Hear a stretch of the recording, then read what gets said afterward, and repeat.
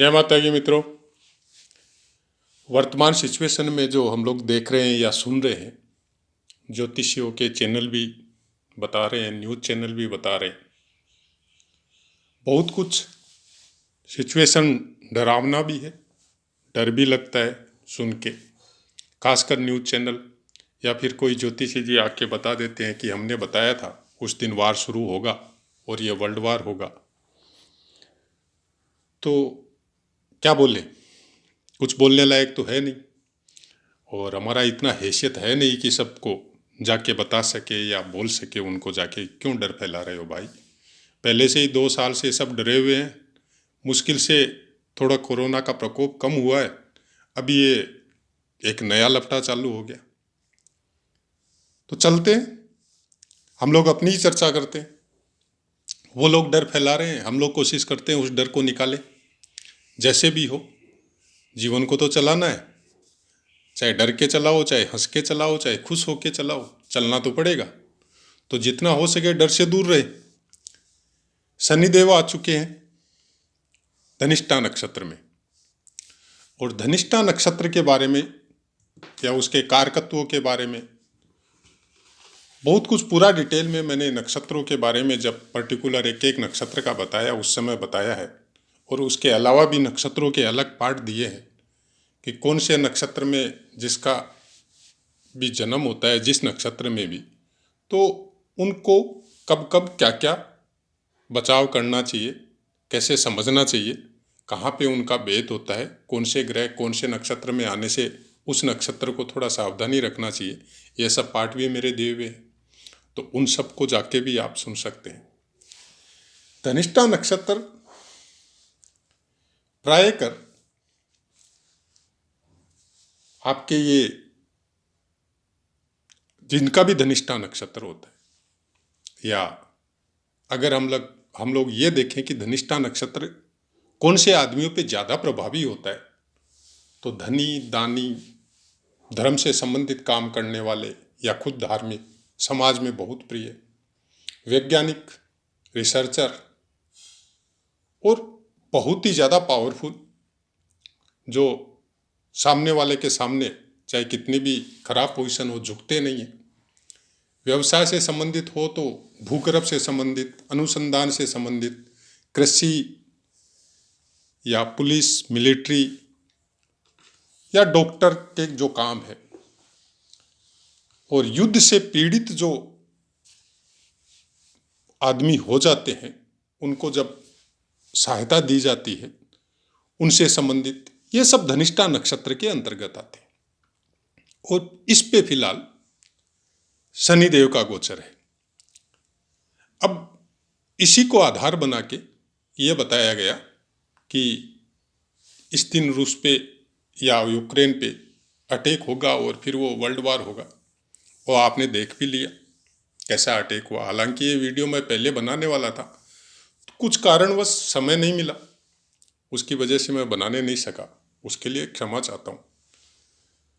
Attack तो नहीं हुआ, यहाँ पे वो बोलते हैं ना शतरंज की बिसात, चालें चली जा रही है। कारण, क्योंकि अगर कालपुरुष की कुंडली में देखा जाए तो शनिदेव जो है वो अपनी राशि पे विराजमान है और बुध देव के साथ है। फिलहाल 22/2/21 की आप कुंडली खोल के देख लीजिए, वहाँ पे बुध और शनि की युति है। अब बुध और शनि की जब युति होती है तो आप अपने आप को, जिनके भी योग कारक होते हैं, अगर दशम स्थान में बुध और शनि एक साथ बैठ जाए और कुछ नक्षत्रों का भी योगदान मिल जाए, बाकी ग्रह भी इतना ज़्यादा सपोर्ट नहीं करते हो, तो आदमी की हम लोग ऐसे समझ सकते हैं कि बुद्धि काम नहीं करती। वो सामने वाले को नजर आता है इसकी बुद्धि काम नहीं करती है, लेकिन खुद को ऐसे लगता है कि मेरे से बड़ा बुद्धिमान कोई नहीं है। खासकर ये समय उसी टाइप का चल रहा है। शुरू शुरू में सफलता मिलती है, जो दिख भी रहा है, मिल रही है उनको, लेकिन ये सफलता क्या स्थायी होगी? क्या जो सोचा है रूस ने या जिसने भी ये सब काम किया है कि 2 स्टेट को अलग करके अलग देश बनाने की जो परिकल्पनाएं चल रही है, क्या वैसा होगा? क्या यूक्रेन कुछ करेगा? अब इसमें बहुत कुछ सिचुएशन है। पहले तो हम लोग अपने बारे में सोच लेते हैं, धनिष्ठा नक्षत्र के बारे में बचाव क्या करना है। अब शनिदेव धनिष्ठा नक्षत्र में आ गए और हम लोगों का अगर धनिष्ठा नक्षत्र है तो हम लोगों को क्या सोचना है। सबसे पहली बात तो ये है कि जितना हो सके उनसे दूर रहे जो आपके ऊपर इल्जाम लगा सकते हैं, या वैसे कामों से दूर रहे जिनकी वजह से आपके ऊपर इल्जाम लग सकता है या आपका कोई फायदा उठा सकता है। क्योंकि प्रायकर धनिष्ठा नक्षत्र वाले आदमी वचन के पक्के, धार्मिक और अपने कर्म में बहुत सही और पूरे फोर्स से काम करने वाले होते हैं। तो क्या होता है, जब आदमी एक ग्रो करता है अपने काम के द्वारा, अपने कर्मों के द्वारा, तो उसके दुश्मन भी बहुत होते हैं। और जिस बात का मैं जिक्र कर रहा हूं वो क्या है कि अभी बुध जो है शनिदेव के साथ विराजमान है, और शायद 1-2 दिन बाद में ही, मैंने देखा तो नहीं, ये शायद 2-3 दिन बाद में ये धनिष्ठा नक्षत्र में भी आ जाएंगे, क्योंकि बुध देव का गोचर थोड़ा फास्ट होता है। फिलहाल पूरी कुंडली जो काल पुरुष की है, चंद्रदेव को छोड़ के सब राहु केतु के अंतर्गत ही आ गए, तो इनको काल सर्प दोष भी बोला जा सकता है। तो अब क्या होता है, सामने वाला बुद्धि लगा के आपको किसी भी तरह से लांछित या नीचा दिखा सकता है, उसका थोड़ा आपको ध्यान रखना पड़ेगा। और उसको जवाब जो है बाई फोर्स नहीं देना है, आपको थोड़ा वेट करना है, सोच समझ के उसके ऊपर कार्यवाही करनी है। क्योंकि धीरे धीरे आपको रास्ता मिलेगा और सामने वाला एक्सपोज भी हो जाएगा। क्योंकि बुध देव को तो ज़्यादा समय यहाँ रुकना नहीं है, शायद नेक्स्ट महीने में ये निकल जाएंगे। अब यहाँ पे धनिष्ठा नक्षत्र में जब शनिदेव का गोचर होता है तो खासकर श्रवण नक्षत्र को भेद होता है। तो श्रवण नक्षत्र वालों को भी थोड़ा सावधानी करना पड़ेगा।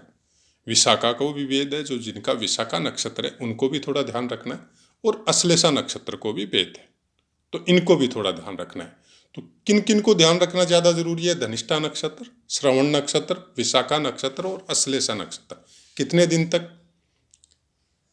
ये शायद अप्रैल में निकल जाएंगे, शनिदेव निकल जाएंगे, फिर अपनी कुंभ राशि में चले जाएंगे। तो उस समय अप्रैल में तो बहुत कुछ उथल पुथल है ब्रह्मांड में, ग्रहों का, नक्षत्रों का। तो उस समय में वीडियो थोड़ा अच्छा से बना के देना पड़ेगा, सब राशियों के लिए भी देना पड़ेगा। क्योंकि फिर वो 2.5 साल तक का शनिदेव का, फिर राहु का भी 1.5 साल तक का, गुरुदेव भी चेंज हो गए तो उनका भी साल भर का, तो वो थोड़ा अलग है। अभी फिलहाल हम लोग महीने 2 महीने की बात करते हैं, खासकर मार्च तक की। उसी के अनुसार हम लोग समझते हैं कि हम लोगों को क्या करना है। तो कुछ चीज़ें जो धनिष्ठा नक्षत्र के विषय में है, उसमें इतना डरने की कोई बात धनिष्ठा नक्षत्र वालों को नहीं आती है। हाँ, शनिदेव का गोचर थोड़ा वर्ल्ड वाइड परेशानी देगा। उसका कारण है, देखिए, शनिदेव जब कालपुरुष की कुंडली के हिसाब से मकर राशि में विराजमान है, और फिर शनिदेव, आप ये समझिए कि ये लगन को देखेंगे 10वें स्थान में बैठ के, और उसके बाद में ये चतुर्थ को देखेंगे कर्क राशि को, और उसके बाद में ये तुला को देखेंगे, शुक्र की राशि को, 7वें स्थान को। तो जहां जहां देखेंगे वहां वहां ये पीड़ा प्रदान करेंगे। लगन मतलब पूर्व साइड, लगन मतलब आपका मस्तिष्क, चतुर्थ मतलब उत्तर साइड, चतुर्थ मतलब आपके भूमि भवन वाहन, सप्तम मतलब आपकी पश्चिम साइड। ये वर्ल्ड वाइड सिचुएशन की बात कर रहे हैं हम लोग, अपने पर्सनल के लिए नहीं कर रहे। और सुख के संबंधित या स्त्री से संबंधित ये भाव देखा जाता है। तो अब शनिदेव इन जगह में पीड़ा प्रदान करेंगे। अब अपनी राशि के लिए ठीक है, दक्षिण के लिए ठीक है, यहाँ पे ये प्रभाव अपना देंगे और अच्छा करेंगे। जब तक धनिष्ठा नक्षत्र में है इनका प्रभाव भी जमेगा। मंगल का नक्षत्र है, और धनिष्ठा नक्षत्र अपने आप में एक पावरफुल नक्षत्र है, और भूगर्भ से संबंधित भी है। अब आप देखिए, अप्रैल कितना तारीख को, शायद 12, 13, 14 तारीख को शायद राहु देव भी चेंज हो जाएंगे, तब तक वो कृतिका नक्षत्र में है। तो ये मार्च का पूरा महीना कृतिका नक्षत्र में राहु देव का रहेगा। अब यहाँ प्रॉब्लम वाली बात ये होगी कि कृत्तिका नक्षत्र में राहु है और धनिष्ठा नक्षत्र में शनिदेव है। अब इन लोगों को पूरा बल मिल रहा है। कारण क्या है? बल मिलने का कारण क्या हो गया कि शनिदेव आज ही के दिन 22/2 का ही मैं बात बता रहा हूँ, 22/2 को आज ही उदय हुए हैं और 19 तारीख से 19 या 20 तारीख से गुरुदेव अस्त चल रहे हैं। अस्त किस में चल रहे हैं? शतभिषा नक्षत्र में। तो जब भी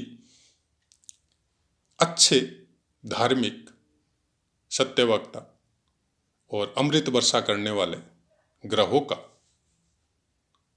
प्रभाव कम होता है, तब जो भी दुख देने वाले हैं, भ्रम देने वाले हैं, आपको पीड़ा पहुंचाने वाले हैं, उन ग्रहों का प्रभाव बढ़ता है।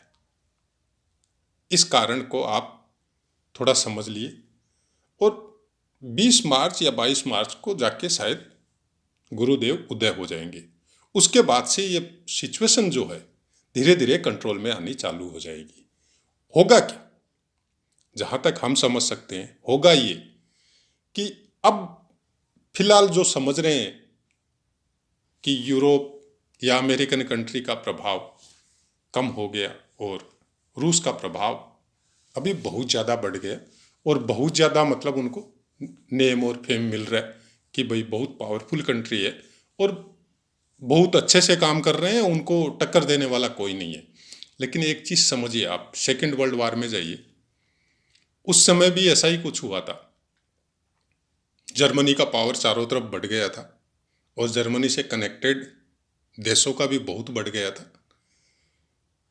उस समय में जब दिखा कि पावर बहुत कम हो गया है, तो अमेरिका के विषय में आप ये मान के चलिए कि जब उनको दिखता है कि मेरा पावर एकदम कम हो रहा है, तो कोई भी दुस्साहस करने वाला फैसला वो ले सकते हैं जो पूरे वर्ल्ड को ही परेशान करेगा।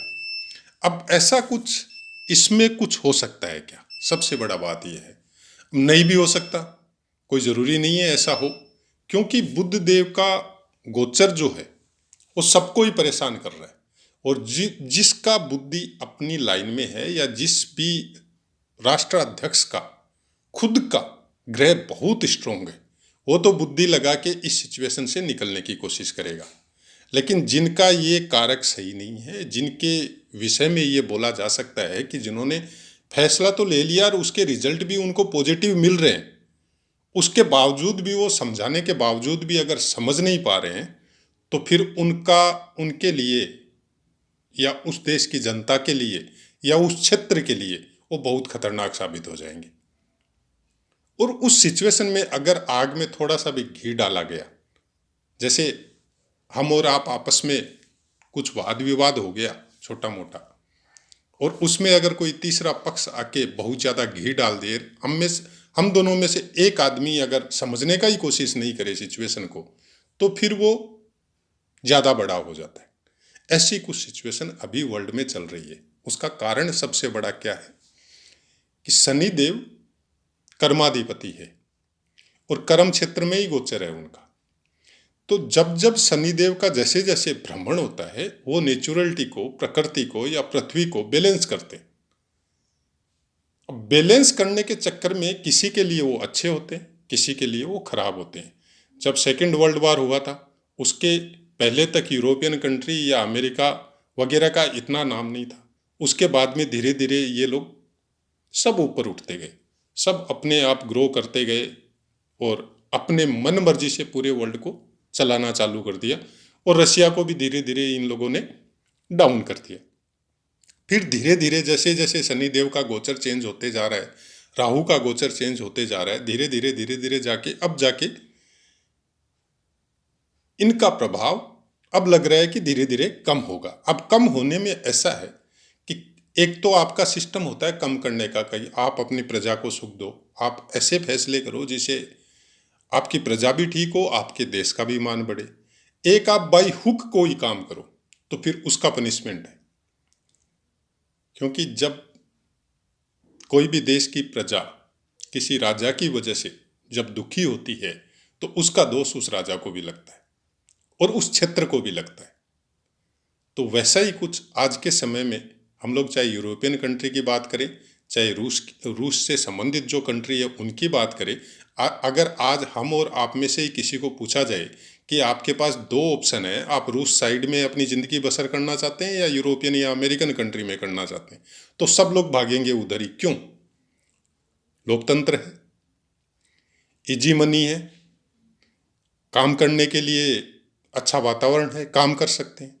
लेकिन उस साइड में क्या है? न मनी है, न काम के लिए कोई स्पेस है, और न लोकतंत्र है। सुना ही नहीं है आपके कोई इतनी।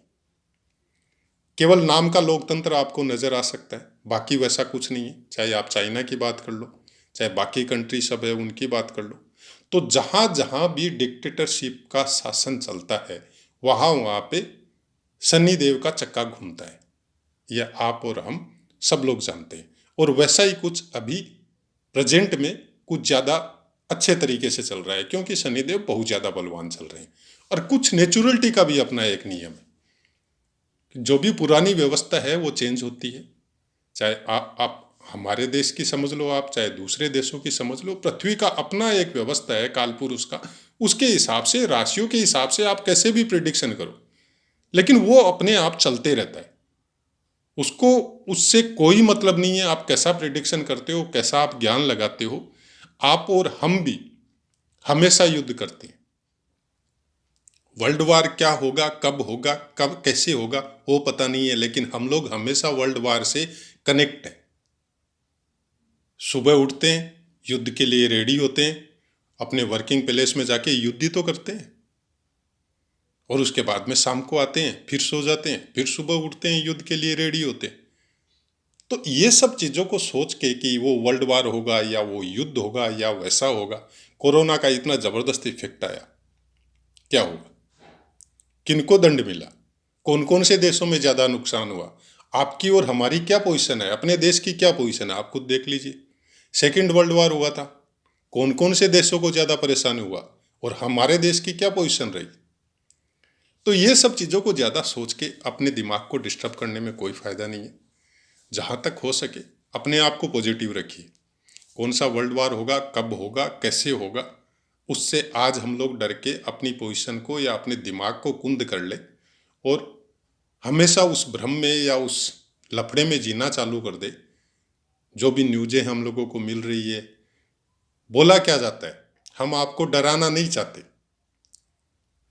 लेकिन सचेत रहे, सावधान रहे। अरे भाई, जब ये ऐसा पता चलता है कि डराना नहीं चाहते, तो डरने का नाम तो वहीं पे चालू हो गया।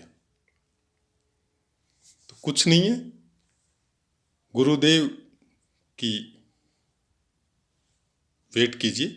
जैसे ही वो उदय होते हैं, ये सब सिचुएशन से अपने को आराम मिलना चालू हो जाएगा, क्योंकि अमृतमय दृष्टि जहाँ जहाँ पड़ेगी वहाँ वहाँ का कल्याण चालू हो जाएगा।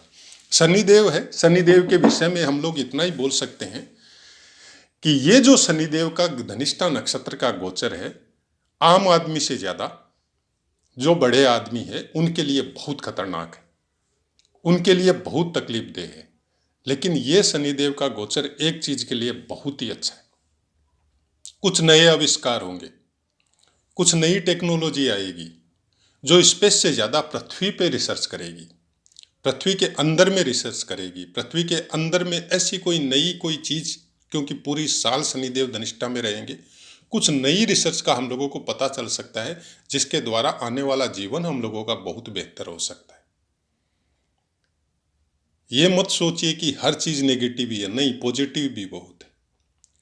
अब राहु देव भी निकल जाएंगे यहाँ से, वो भी मेष राशि में आएंगे अप्रैल में, तो वहां से भी बहुत कुछ चेंज आएगा। तो जो कोरोना काल है वो बीत चुका है।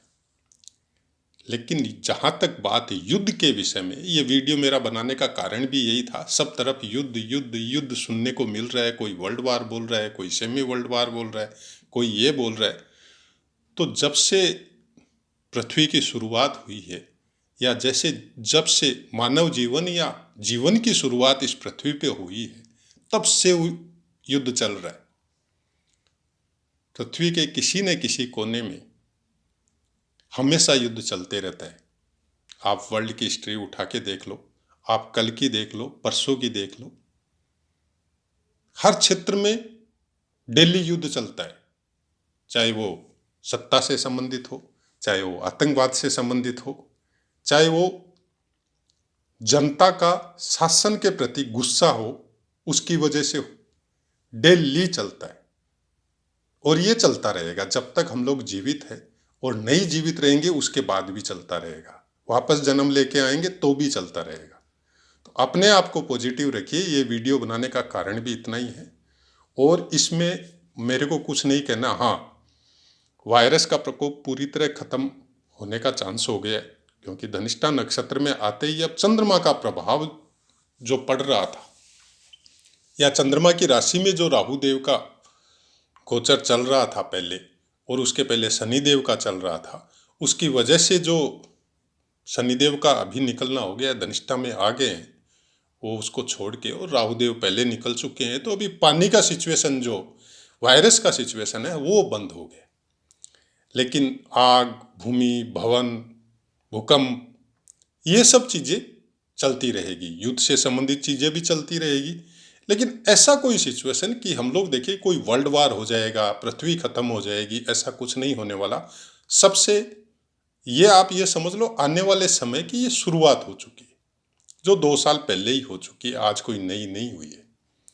सबसे खराब इफेक्ट अगर हम बोलना चाहे, हालांकि हम नहीं बोलते हैं, फिर भी सबसे ज़्यादा अलर्ट रहने वाला टाइम आएगा जब शनिदेव और राहुदेव एक साथ आएंगे। उस समय सिचुएशन को थोड़ा अलर्ट रह के सहना पड़ेगा। कुछ समय के लिए अपने आप को पूरी तरह साउंड रखना पड़ेगा हर चीज़ से। आज के समय में ऐसी कोई बात नहीं है।